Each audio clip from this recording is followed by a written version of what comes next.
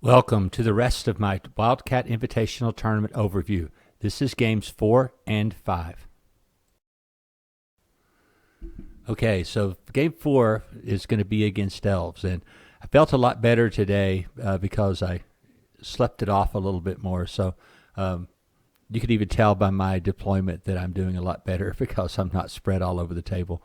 And so this time I set up with all of my fast stuff, which is relatively fast, over on one flank, and then the 3 power hitters, the both Great Axe and the Axe Horde right in the middle, and then everything else had Orklings in front of it and heroes around to support it. So really set up because on his left flank there he had his Draken Prince and he had his Drakens, and at some point in time I knew those were going to get into the game because of their sheer speed.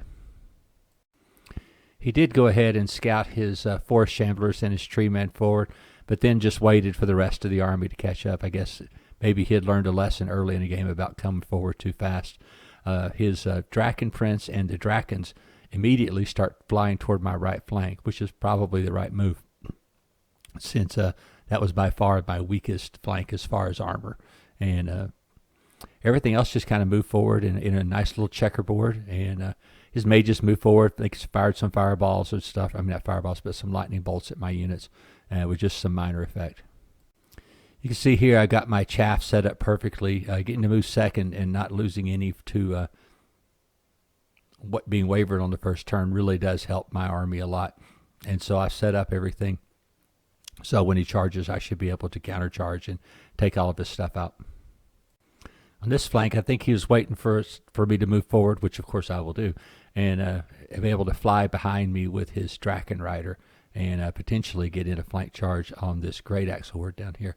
One Draken Rider normally cannot take out a Great Axe Horde, so it wasn't as bad a threat as you would think.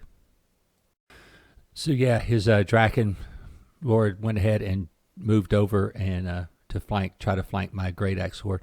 What he doesn't probably see is all of those lone heroes there that can come back and charge the other way. You can see I have 2 of my tokens. I think this scenario was push. I had 2 of them over here on this flank. The rest were in the middle. And you can see his Drakens have now moved up to counter me. And I really can't take Drakens very easily with my Morax unless I can get the charge on them, and the only way I can do that is to chaff them up somehow. So in my turn I pushed my Crusher and a Crudger into the Draken Prince and wavered him. Everything else just kind of moved forward. I did manage a charge on his didn't really manage a charge. I think I moved up toward the archers on the hill. I didn't really have a charge on him, but it was going to be something he's going to have to deal with. On this flank, we were kind of at a stalemate because he knew that as soon as he charged those Orklings that I was going to be able to countercharge and take out whatever happened to get in there. So just kind of kept him back there. In the meantime, I had a unit of Orklings sneaking up toward the his unit of Palace Guard up on the hill. And so was trying to get in position to either chaff them up or just be able to charge them in the flank if he ignores them. So in my turn, I charged my Axe Horde into his unit of Palace Guard. That's what that base is there in the middle, and I'm pretty sure I destroyed them. And then he charged his Tall Spears into my Crusher, and which I'd used the Crusher to charge into his Tree Man because I just wanted to mess with him. And I mean, if you ignore him, I could probably peg a couple of wounds a turn off of him. And my other Crusher moved up to take on the archers. And finally, my other horde of Great Axe charged into that unit of Palace Guard, and I'm pretty sure destroyed them. In my turn, I am doing everything I can to keep the Wildcat from getting hit by those stupid Draken Riders. He had flown them over. He was at kind of an angle, flew him over 10 inches and sat down and pivoted. So I went ahead and charged one of my Crushers into the back of him and turned some of these other units around. I really had no chance against them if they got the charge, but I was really just trying to protect the Wildcat at this point because he was worth a lot of points in this scenario. Yeah, you can see here after the fight, you'd say the hammer is ready to fall because now I've got this other Great Axe Horde angled into the fight here on the left flank. I know those are 3 tough units for me to take out, but I've got the tools to do it here. So yeah, his Wildcat moves in to block me up here this turn to keep my Great Axe from just charging into his Forest Shamblers and taking them out.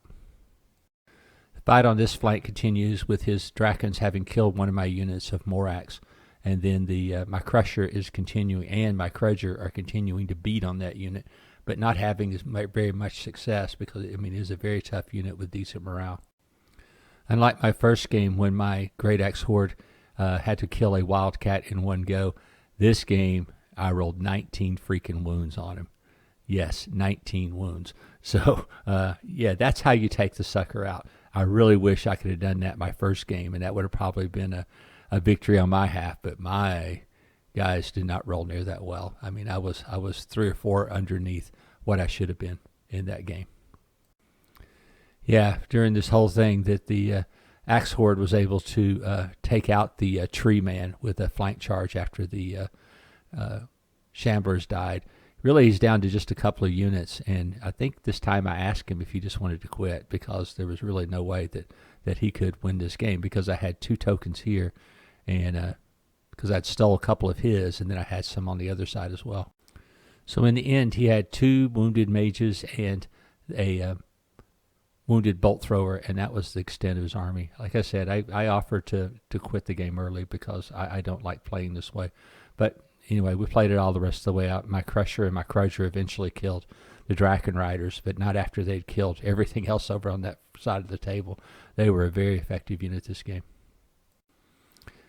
I could tell Eric was a fairly new player, just the way he was moving some of his stuff around. And I think I encouraged him and tried to help him actually on a couple of things just to make the game a lot better. My orcs are a very powerful army, especially when I can actually get set up in my formations with my chaff and everything else that goes with it. And I just moved forward trying to tempt him into things and then eventually got him. I was really worried about my right flank when those Drakons just started taking out unit after unit after unit. And that wasn't good. And finally, like I said, I finally killed him on the last turn with the Crusher and the Krudger, but not before they had inflicted. I mean, most of the damage done this whole game was done by that one unit of Draken Riders, and good unit, man. Maybe I should take him as make some sort of unit like that the next time as allies. I got to play yet another close friend, my friend Chaos Dave Brown, with his Varangur force. Varangur force that I unfortunately helped design, so I know exactly what it's capable of and exactly potentially how to defeat it. So Dave set up with his standard 2 hammer flanks and a middle. I mean, the army is so strong across the board, you cannot let it have any spot where it can hurt you. So I tried my best to jam up both flanks and just to jam up the middle with all my chaff. You can see here he is trying to power flank on my right side with a unit of Sons of Korgan, and he had his Wildcat, which is a giant white chicken, which was really cool. And then I think he had his Thane on Frostfang over there as well. So all I was really doing was just playing to hold this flank, and I thought I really could easily do that, but we'll see what happens. But he also had Magnild of the Fallen, which is that little model you see right in front of the big chicken guy. And that model would plague me this entire game. That guy is that particular character is so good. I don't understand why every Varangur army would not have that like the first pick. On this left flank, I surprised Dave with my long wild charge from the Morax and into his Sons of Korgan. And I knew I probably couldn't take him out in one go, but I thought I could take him out in 2 goes. So that's what was going there. One of my Orklings charged into his small light cavalry unit, and tried to hold them up as I moved everything else forward. Over here, eventually, I would basically take all this stuff out, and that's how the game comes out a draw. Over here, Magnild goes ahead and flies behind my army. I know what's coming next. I know she doesn't get double charges, or he doesn't get double, whatever it is. And so, but the thing is, it could just sit back there forever. And I'll just tell you that what happens. I end up turning my Great Axe Horde around to kill Magnild, and rolled junk. I mean, total and complete junk. Even with my skull pole, I just rolled badly. And what that's going to allow him to happen, I think that's when his Wildcat gets a charge into my rear and just takes it, just slaps that unit of Great Axe off the table. Here you can see that I'm doing my best to jam up everything he has in front of me with his light cavalry and his Sons of Korgan. So I'm doing everything I can to make this happen, and Magnhild is wailing on the back of my unit. I think she did 7 hits and 7 wounds. That's such an efficient character, especially against somebody that has low armor or medium armor like my unit of Great Axe. In the middle here, I was in good position because I had jammed up everything with units of Orklings, and I had Orklings fighting his Draugr, all of his Draugr units, one after the other, and then I had one fighting his light cavalry. This was one of the weirdest situations in gaming I ever had. I was turning my back to one unit, which I'd wavered, I think, and then toward the Wildcat, which was in my front, and I also had a unit of Orklings on top of the hill that was going to mess with stuff. It was crazy stupid, just because of getting this front and back thing. The same thing that happened with Magnhild, and I was going to have to deal with it. Over here, I crushed in the remnant of his right flank, and killed that Sons of Korgan unit. I think his Draugr actually killed my Orklings in the end, but on the other hand, he did a devastating job with his Wildcat and destroyed my unit here on the right, which is a unit of Great Axe. So over here, his Wildcat charged into my Great Axe horde, and that was a good attack. Up on the hill, I actually charged my Orklings into his unit of Sons of Korgan, and that was to just keep them from doing anything else this turn. The Wildcat in a unit of Morax went ahead with his Skull Pole, went ahead and charged into his last unit of Sons of Korgan and destroyed them.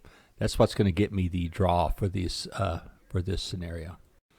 So on the very last turn, to pull it back into a draw, Dave kills the last unit of Great Axe with a flank charge from his light cavalry, his Thane, and of course Magnhild. Like I said, he plagued me the entire game, just doing magnificent damage and killing that unit that brought the game to a draw.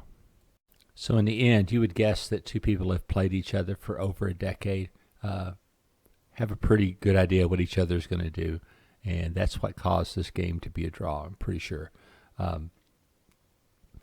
Dave set up the way he normally sets up. I set up the way I normally set up, and it was just basically come down to some skill, especially with his use of Magnhild, and then some skill with my use of layering and chaff. So this game was a great game. It was, like I said, it was fought basically dead even all the way to the end. I destroyed his right flank. He destroyed my left flank, and that's how it turned out. So really don't like the kill scenario. I just think it's kind of lame, especially if you get some advantage. You actually shouldn't fight in the rest of the scenario. If you get one good dice roll, you should actually go into protective mode. But we didn't. We just tried to blow each other off the table, which is the way you should play kill.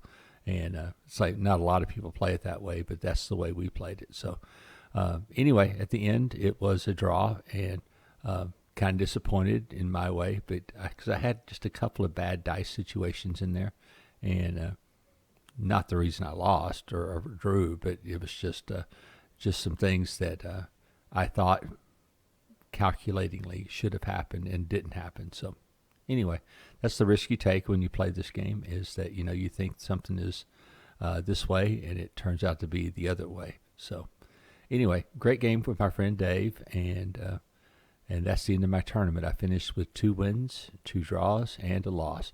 That's the second tournament I've only finished with 1 loss, so I was pretty happy with that. I'm just disappointed that I didn't get more wins, I guess. So anyway, thank you for watching, and we'll see you next time.